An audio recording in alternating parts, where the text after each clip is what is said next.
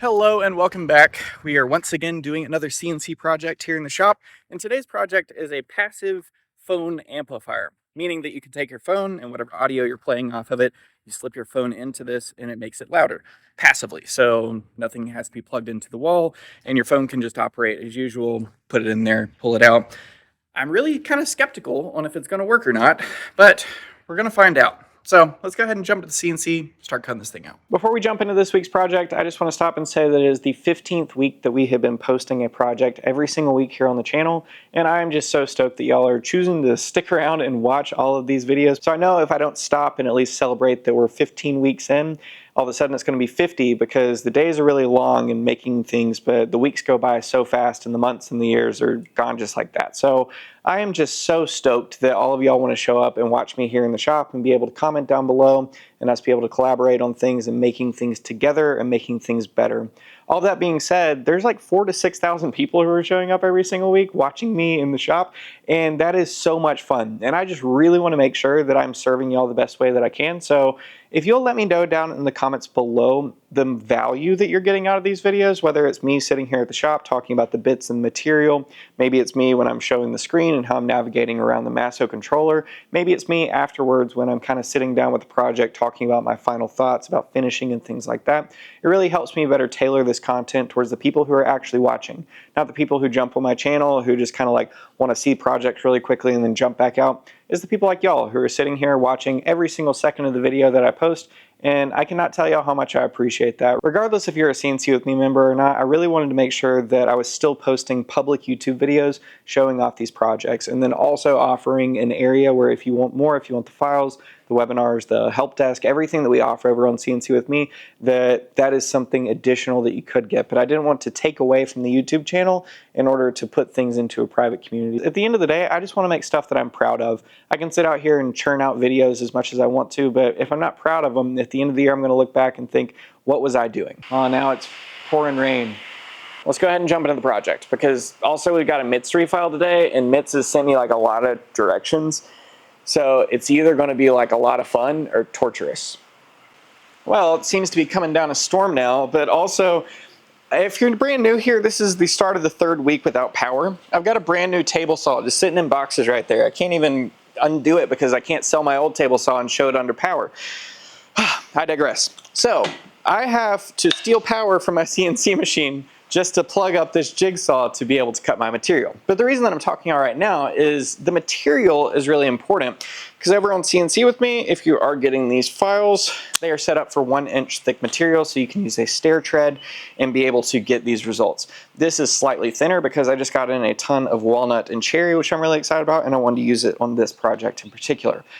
That being said, this is 0.82 inches thick, so it is going to be a little bit thinner than the project that is available on CNC with me.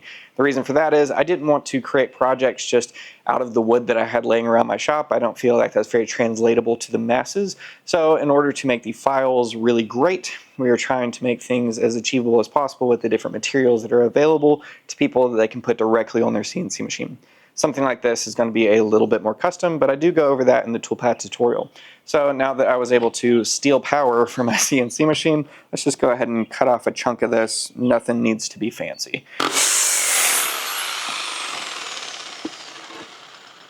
So right here we have our piece of walnut. Like I said, it's 0.82 inches thick. This is about 9 inches wide and around 20 inches.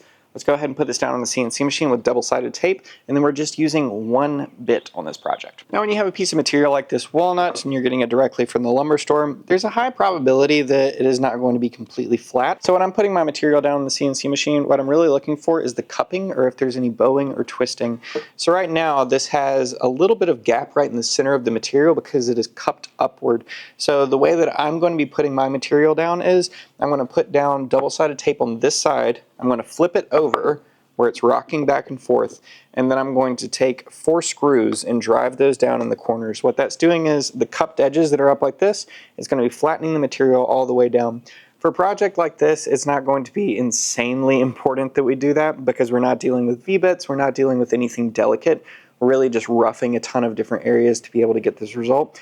But if you are doing other delicate things or you really need to make sure that everything is perfectly flat, you really want to take the time to be able to flatten your material previously, or like I said, really put in those screws. That is going to put in some stress, so whenever we do cut out our final two parts, they are going to kind of relieve that stress, and there's a probability that they're going to pop up and interact with the bit in a way that you're not supposed to. So I do want to go over that for other people who are getting wood from the store and thinking, oh, well, now I have to go get a joiner and flatten things, or I have to put things down on the CNC machine, spend the time to flatten it every single time.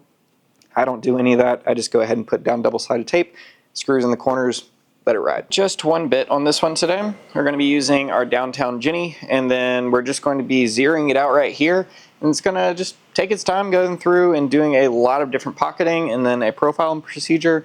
Then we'll jump into what all that actually means and how to assemble this thing.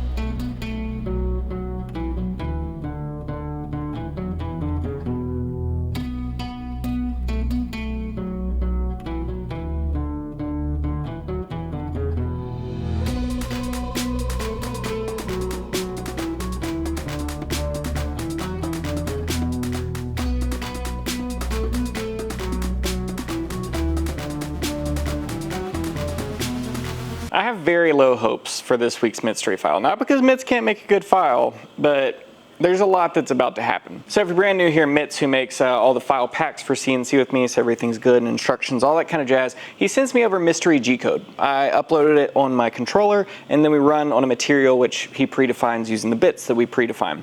Now, normally it's XYZ, do these things. This time he had a lot more instructions as far as, hey, some stuff slots in, use some CA glue, do some stuff. Mitts doesn't know that I don't have CA glue in the shop right now, or at least I can't find it. I'm sure I've got like 4 bottles in here, but they're all gone. I'm not thinking this is gonna work. If it doesn't work this week, we'll do it next week. But I have no idea what we're getting into, so maybe it will work.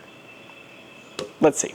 I don't know what any of this is, so the file that he sent me, he said that the top and then the bottom, there are going to be 2 different parts. One of them was the top or the bottom, and then all the tabs would all be facing up. I don't know what that means. So unfortunately, to make this even more difficult, I used some like not great plywood. I thought it was Baltic birch, but it turned out not great. So we've got these 2 pieces. All the tabs face up. Now also the centers of these all got cut out, but I'm assuming all that was waste material. I'm thinking that this orients in a way that's like it's supposed to snap in like this. Yep, those are friction fitting quite well. So, montage.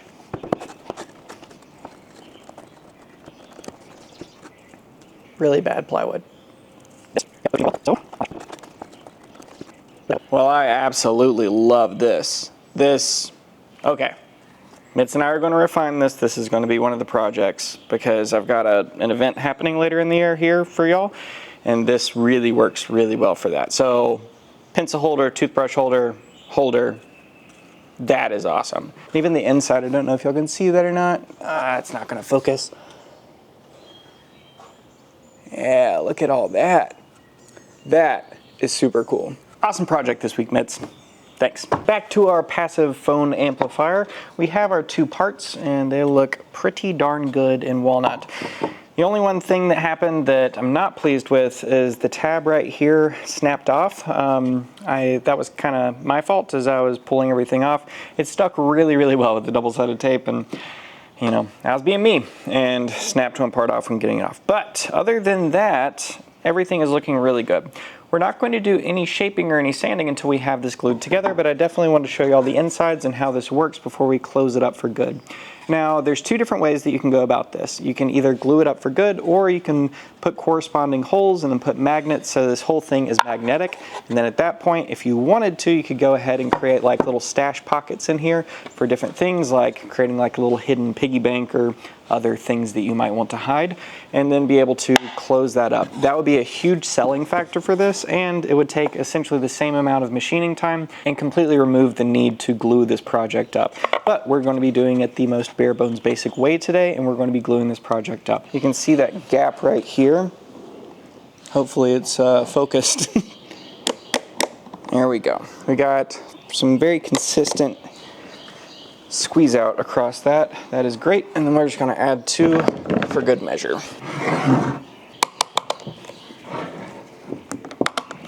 This hole right here is for the sound to come out, and it would look really great to have like a logo or something back there, or like a picture.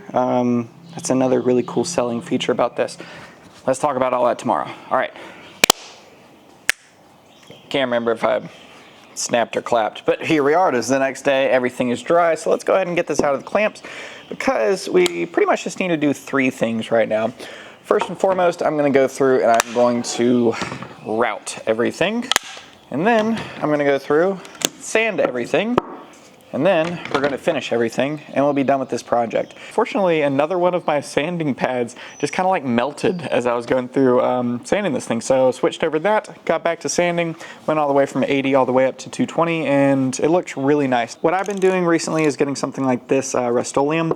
It is really good for the first coat if you put on a nice light coat. It's kind of an art to it, but once this dries and you can rough it up a little bit with some sandpaper, and then coming back with this, because this lacquer is going to dry incredibly fast, so you can get on 3 coats on the course of like 15 or 20 minutes, even with some very, very light sanding in between. So the light sanding that I'm doing is with 320 grit sandpaper, soft backed.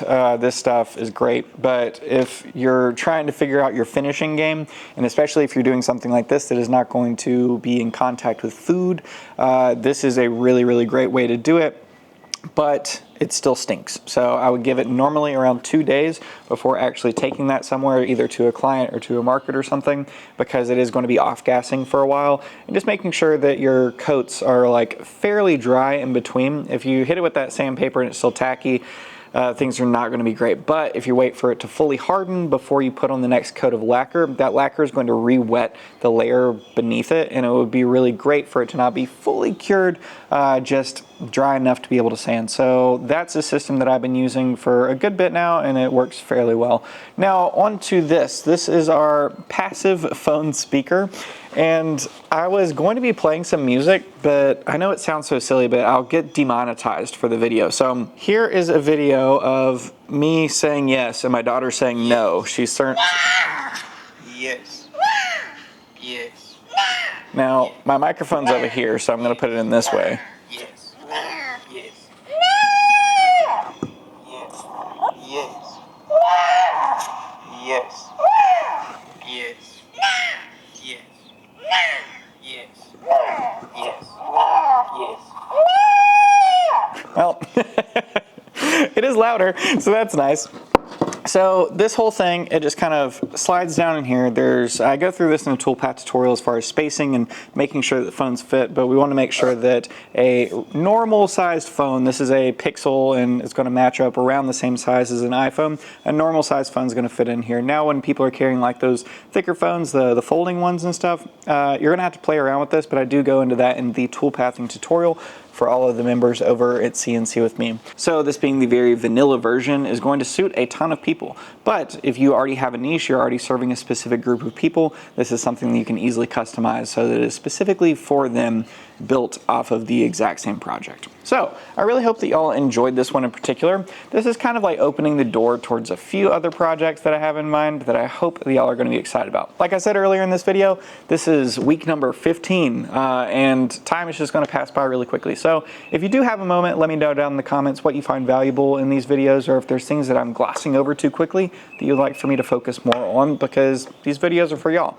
And I'm really proud of what we've been able to accomplish so far, and I have a ton in store. And spoiler alert, in just 3 days, the very first CNC With Me network instructor is going to be posting a video on their channel. And if you're a member of CNC With Me, you get access to those files as well. They're the first. Phase 2's coming. See y'all next week.